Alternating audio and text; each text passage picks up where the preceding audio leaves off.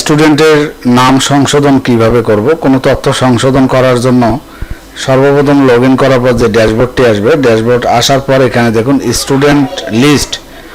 Student list থেকে এখানে আপনারা স্টুডেন্ট লিস্ট আছে, স্টুডেন্ট লিস্টে ক্লিক করলে এরকম একটি চার্ট আসবে।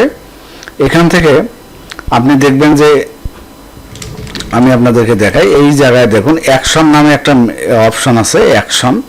এই অ্যাকশনে আপনি ক্লিক করবেন। ক্লিক করলে এই দেখুন এখানে অনেকগুলো অপশন আসছে। এখান থেকে আপনি এডিট অপশনে ক্লিক করবেন।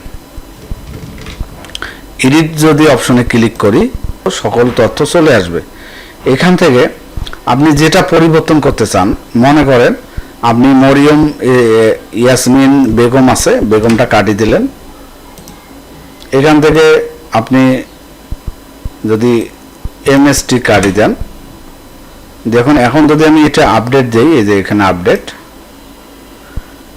দিলে এটি পরিবর্তন হয়ে যাবে। আমি যদি আবারও স্টুডেন্ট লিস্টে যাই, এখন দেখুন কিন্তু তথ্যগুলো পরিবর্তন হয়ে গেছে। দেখুন তথ্য পরিবর্তন হয়ে গেছে। তো এভাবে আমরা যে কোনো তথ্য সংশোধন করতে পারি।